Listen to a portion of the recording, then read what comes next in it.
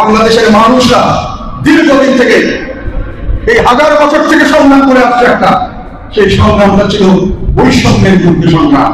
আমাদেরকে বৈষম্য করা হয়, আমাদের মধ্যে ডিভাইড এন্ড রুল করে ব্রিটিশরা বৈষম্য সৃষ্টি করে। এই যে আওয়ামী লীগের যে ডামি নির্বাচন, যে নির্বাচনের বৈধতা নিয়ে সারা বিশ্বে প্রশ্নটার কথা, সেই প্রশ্নটা যেন না ওঠে, সেই পথে কিছুটা এগিয়েছে শেখ হাসিনা, যে জাতীয় পার্টিকে নির্বাচনে এনেছিল। রওশন এরশাদ এখনো পর্যন্ত এই দলের মনোনয়ন নেননি, কিন্তু শেখ হাসিনা তো দরকার রওশন এরশাদকে না।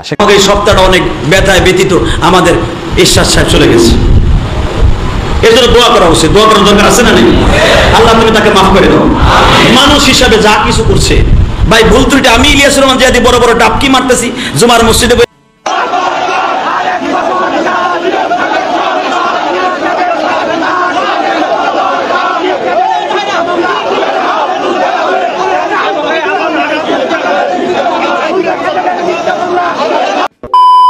এবার কি তাহলে ব্যর্থতার জন্য ডক্টর মোহাম্মদ ইউনূস ক্ষমতা থেকে চলে যাবেন?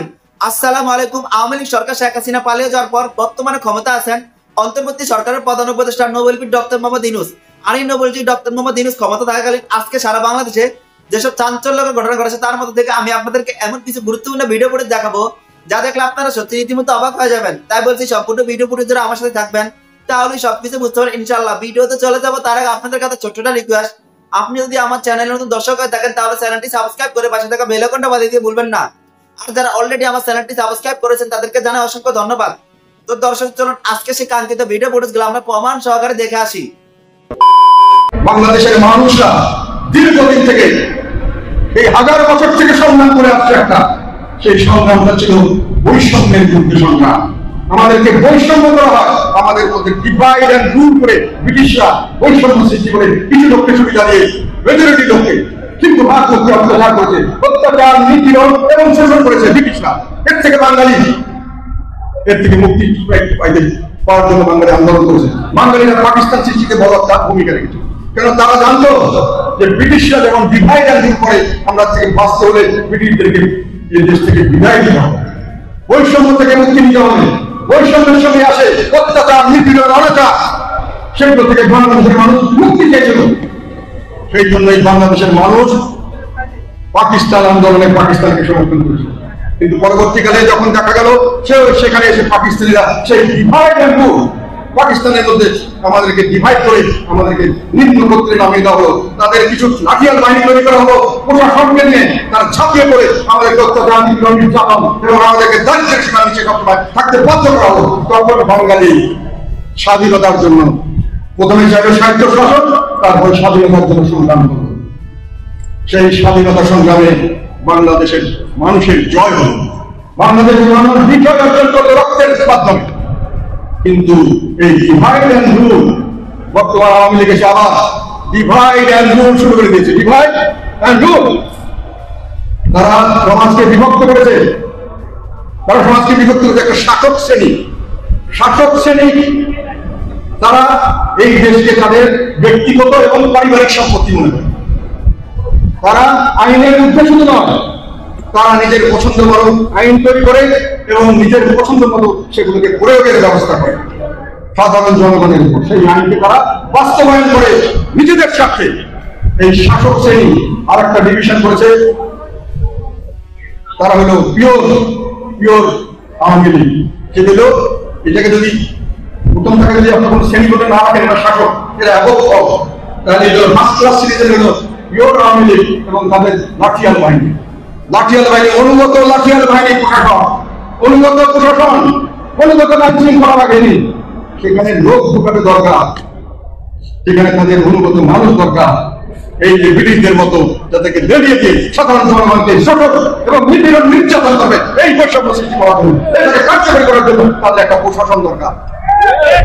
আর দ্বিতীয় শ্রেণী হলো ইম্পিওর আওয়ামী লীগ। আওয়ামী লীগের মধ্যে এখন দুটা ভাগ হয়েছে না, তাদের সংস্কৃতি প্রশাসন, এটা হলো ভেজাল আওয়ামী লীগ। এইটা হলো একটা ক্লাস, আর তার নিচে যেটা থার্ড ক্লাস সিটিজেন। এটার মধ্যে আমরা সবাই আছি থার্ড ক্লাস সিটিজেন। বাংলাদেশের মধ্যে আমাদের কোনো অধিকার নেই, আমাদের ছেলেমেয়েরা কোনো চাকরি করার দরকার নেই, ব্যবসা হওয়ার দরকার নেই, আমরা বেঁচে থাকার কোনো দরকার নাই, শুধু সাফ করতে হবে শাসক শ্রেণীকে এবং 1 নম্বর যারা সিটিজেন, প্রথম শ্রেণীর সিটিজেন এবং দ্বিতীয় শ্রেণীর সিটিজেনকে সার্ভ করতে হবে। এই সার্ভিসের জন্য যে প্রশাসনিক ক্যাডার দরকার, অত্যন্ত উন্নত প্রশাসনিক ক্যাডার দরকার, সেই উন্নত বলে অনুপযুক্ত মানুষকে যে কোনো মাপকাঠিতে দিয়ে তাদেরকে সেখানে বসিয়ে দিলে তারা সেই কাজটি করতে পারবে। তাদের জন্য একটা দরকার আছে এবং এইটার জন্যই কোনো অ্যাসিস্ট্যান্ট রাখা হয়েছিল। এখন যদি যেহেতু এটাকে বাধাগ্রস্ত হয়েছে, মানুষ জনগণ ঢুকে দাঁড়িয়েছে এবং সংবিধান সম্মত নয়, সংবিধান পরিবর্তনের বা সংশোধনের কোনো উপায় নাই, সংবিধানে সেই ব্যবস্থা রাখা হয়নি। কাজেই এখন মামলা চলে গেছে। অনেকেই আশঙ্কা করছেন এখন আইন নিয়ন্ত্রণ, আইনের বাস্তবায়ন নিয়ন্ত্রণ কিভাবে হয় সেটি দেখার অপেক্ষা আমরা আছি।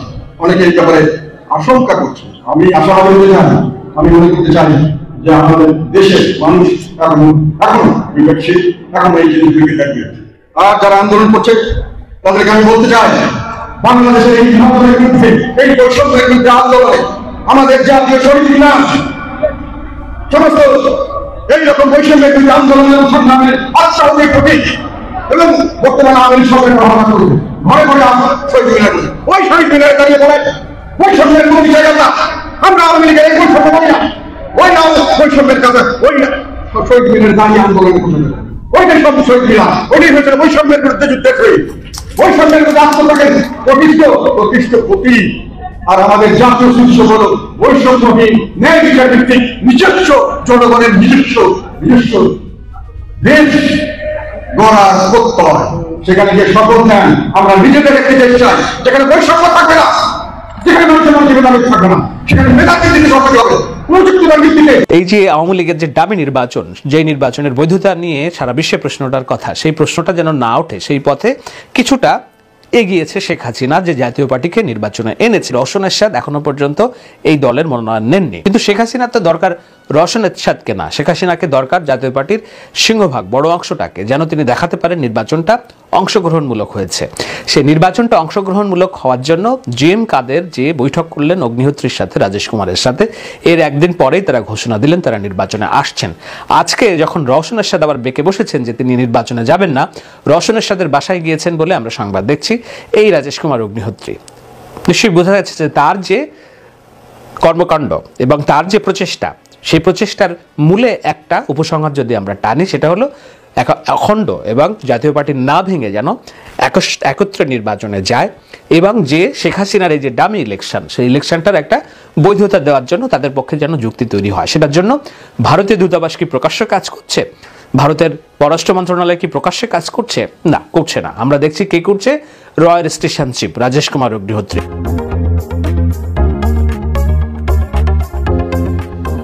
23 নভেম্বর আমি যখন এই আলোচনা করছি তার অন্তত কয়েকদিন আগে ভারতীয় একজন কূটনীতিক, তার নাম হচ্ছে রাজেশ কুমার অগ্নিহোত্রী, পরিচয় সামনে থেকে একজন কূটনীতিক হলেও মূলত তিনি বাংলাদেশে ভারতের যে গোয়েন্দা সংস্থা রিসার্চ অ্যান্ড ইন্টেলিজেন্স উইং, এর স্টেশন চিফ, অর্থাৎ এর বাংলাদেশ প্রধান হিসেবে কাজ করছেন।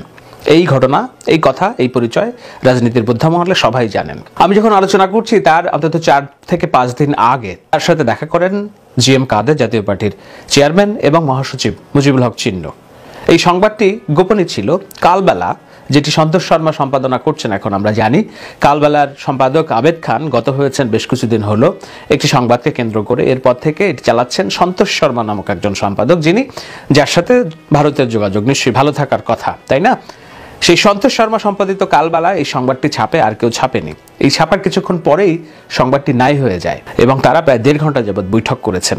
বৈঠকে পরে আমরা দেখেছি যে জাতীয় পার্টি নির্বাচনে আসার ঘোষণা দেয়।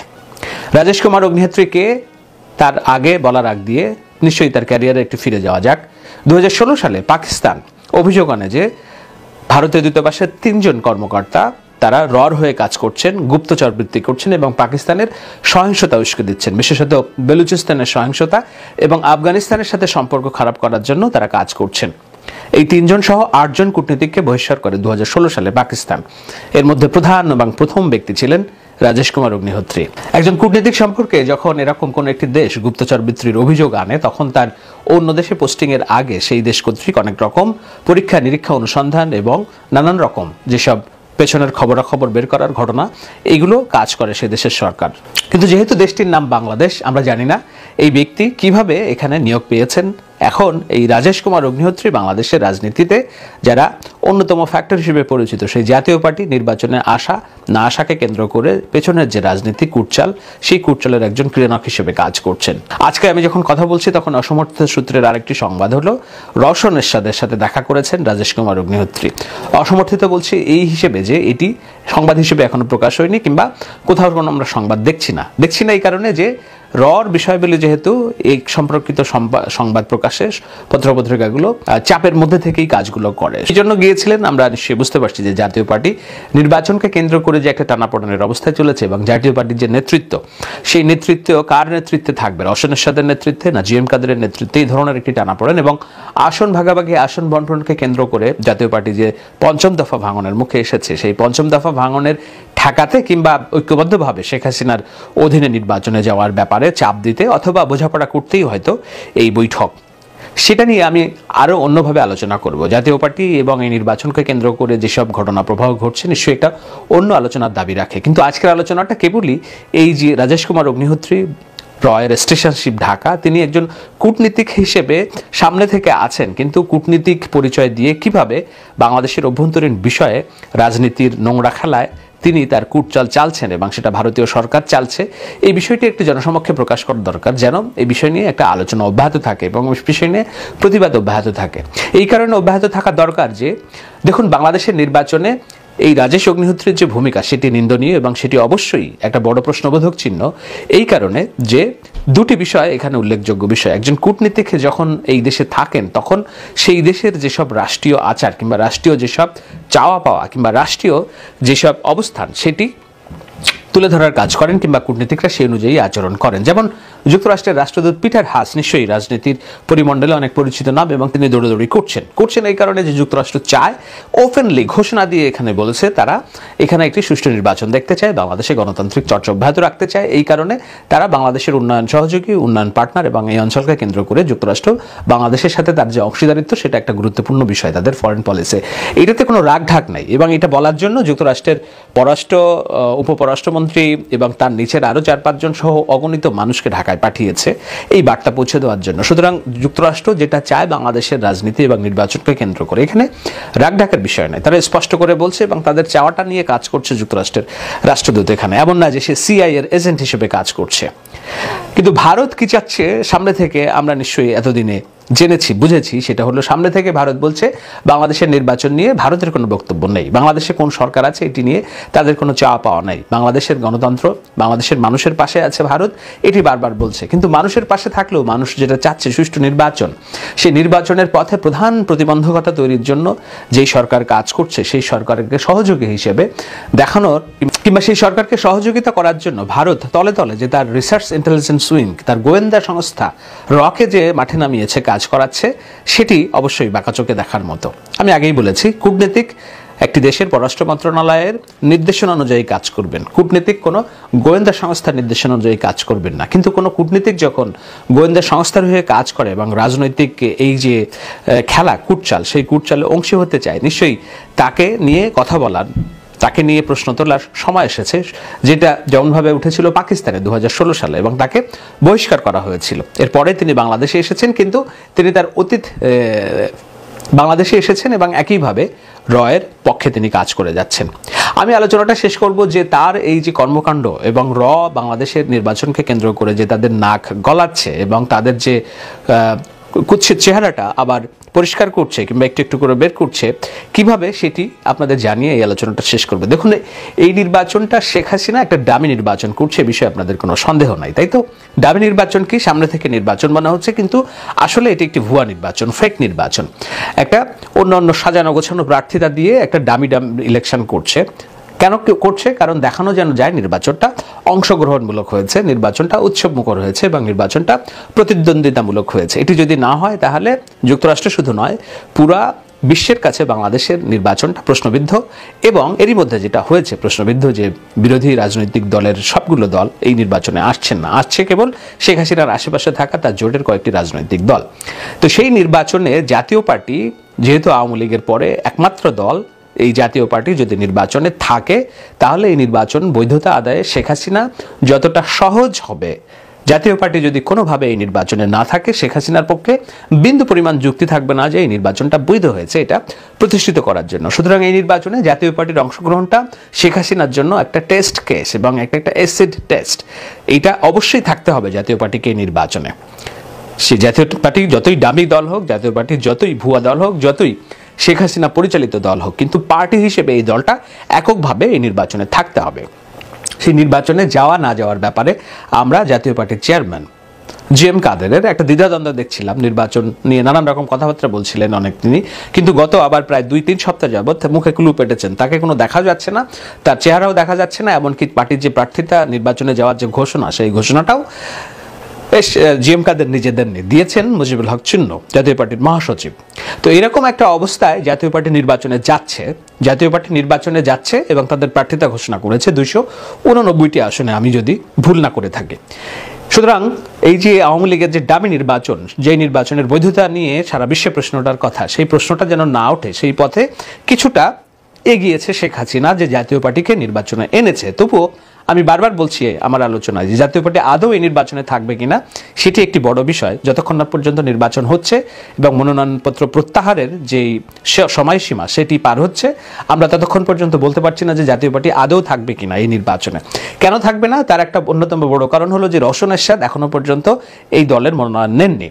মশিউর রহমান রাঙ্গা এবং অন্যান্য যারা জাতীয় রওশনপন্থী আছে তারা নির্বাচন করবে না বলে বসে আছে, তারা এখনো বসে আছে শেখ হাসিনার সাথে দেখা করে একটা সিদ্ধান্ত নেবে। কিন্তু শেখ হাসিনার তো দরকার রওশন এরশাদকে না, শেখ হাসিনাকে দরকার জাতীয় পার্টির সিংহভাগ বড় অংশটাকে, যেন তিনি দেখাতে পারেন নির্বাচনটা অংশগ্রহণমূলক হয়েছে। সেই নির্বাচনটা অংশগ্রহণমূলক হওয়ার জন্য জিএম কাদের যে বৈঠক করলেন অগ্নিহোত্রীর সাথে, রাজেশ কুমারের সাথে, এর একদিন পরেই তারা ঘোষণা দিলেন তারা নির্বাচনে আসছেন। আজকে যখন রওশন এরশাদ আবার বেঁকে বসেছেন যে তিনি নির্বাচনে যাবেন না, রওশন এরশাদের বাসায় গিয়েছেন বলে আমরা সংবাদ দেখছি এই রাজেশ কুমার অগ্নিহোত্রী।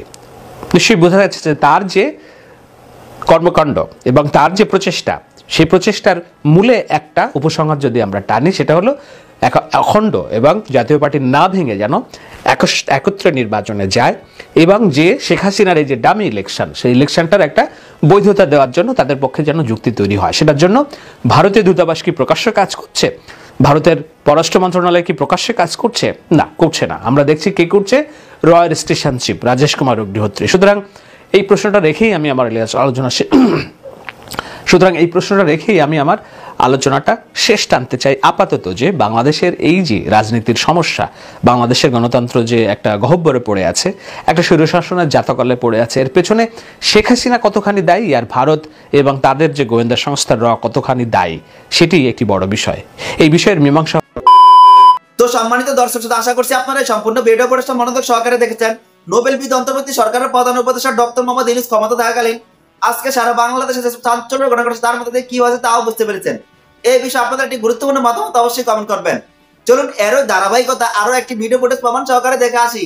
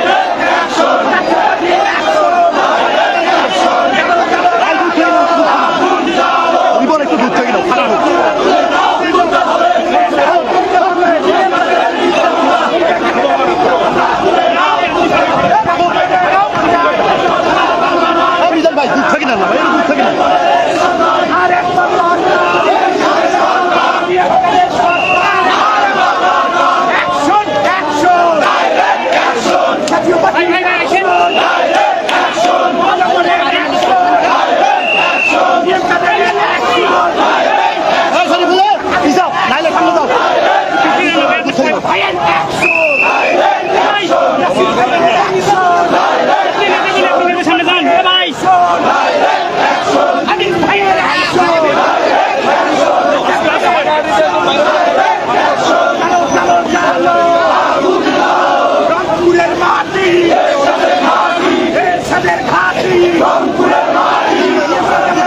মহানগর এবং জেলা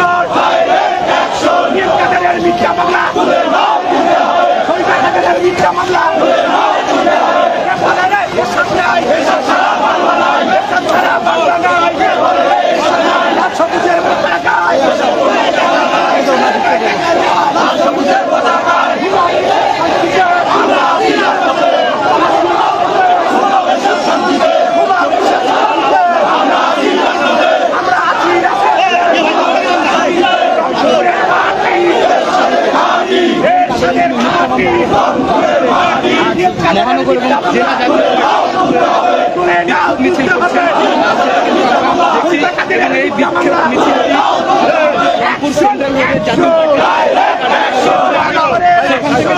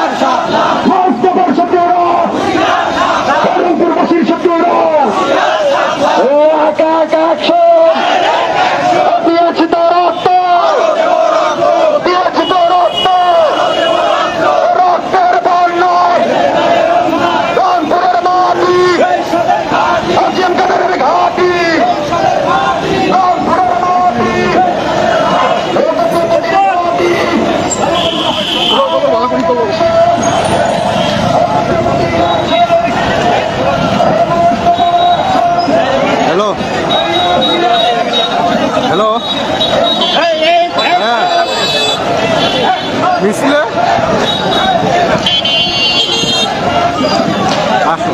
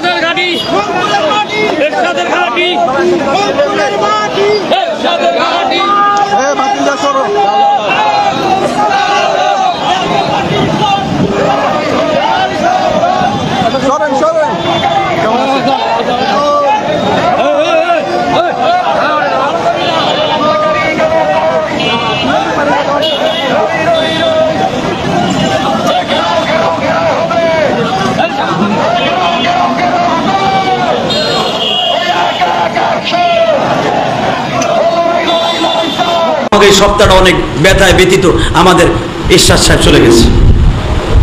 এর জন্য দোয়া করা উচিত, দোয়া করার দরকার আছে না নেই? আল্লাহ তুমি তাকে মাফ করে দাও। মানুষ হিসাবে যা কিছু করছে ভাই, ভুল ত্রুটি আমি ইলিয়াস রহমান জিয়াদি বড় বড় ডাবকি মারতেছি, জুমার মসজিদে বসে চিল্লে ওয়াজ করতেছি, আমার ভুল নাই? হ্যাঁ, কত ভুল আছে, কত গুনাহ আছে। মানুষ হিসাবে মানুষের অপরাধ থাকবে, কিন্তু মৃত্যুর পরে তার জন্য দোয়া করতে হবে। দোয়া করি আল্লাহ তুমি তাকে মাফ করে দাও। আরো জোর না। বাংলাদেশে যতগুলো প্রেসিডেন্ট মারা গেছে ক্ষমতায় থাকাকালীন, আল্লাহ তাদেরকে মাফ করে দাও। আল্লাহ তুমি মুসলমান হিসেবে তাদের সবাইকে জান্নাত নসিব করো। আমি আসতে কইবেন, আপনি মরার পরে কেউ পাবেন না দোয়া করা। আপনি ভাবেন না যে হারামো আসছে আর আমি বেঁচে থাকবো, আপনিও তো মরবেন, ওই রাস্তাতে আপনিও যাবেন। আপনি আমিন জোরে কবেন, দেখবেন মন্ত্রীরা শুদ্ধ আপনার পক্ষে আমিন বলবেন। আল্লাহ আমাদের সবাইকে মাফ করো। আল্লাহ আছে না নাই? আছে। আল্লাহ আমাদের হেফাজত করো। মানুষ হিসাবে এরশাদ সাহেবকে মাফ করে দাও, তার অনেক অবদান এই দেশে আছে না নাই? শুক্রবারের ছুটি ঘোষণা করছে সে, মসজিদের বিলগুলি আল্লাহর বান্দা মওকুফ করছে। 100 ইউনিট না কতটা দিলি করছে তো। রাষ্ট্রধর্ম ক্ষমতায়, রাষ্ট্রধর্ম ওই সংসদের মতো জায়গা, যেখানে নিরপেক্ষ দেশ, যেটা নিরপেক্ষ জায়গা, সব ধর্মের লোক এমপি হলে কথা বলবে তার ধর্মে, কিন্তু সেখানে উনি লিখে দিয়ে গেছে রাষ্ট্রধর্ম ইসলাম।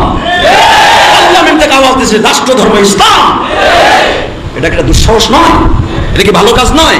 আরে ভাই, মানুষের ব্যক্তিগত আমল আল্লাহ ভালো জানে কার অন্তরে কি আছে। হয়তো এমন একটা আমল আপনার মরার আগে আপনি। তো সম্মানিত দর্শক শ্রোতা, আশা করছি আপনারা সম্পূর্ণ ভিডিও পরিবেশটা মনোযোগ সহকারে দেখেছেন। অন্তর্বর্তী সরকারের প্রধান উপদেষ্টা ডক্টর মোহাম্মদ ইউনূস ক্ষমতা থাকাকালীন আজকে সারা বাংলাদেশে সব চাঞ্চল্য ঘটনা ঘটছে, তার মধ্যে কি আছে তাও বুঝতে পেরেছেন। এই বিষয়ে আপনাদের একটি গুরুত্বপূর্ণ মতামত অবশ্যই কমেন্ট করবেন। আজ এ পর্যন্তই, দেখা হচ্ছে অন্য একটি ভিডিওতে। সে পর্যন্ত সবাই ভালো থাকবেন, সুস্থ থাকবেন। আল্লাহ হাফেজ।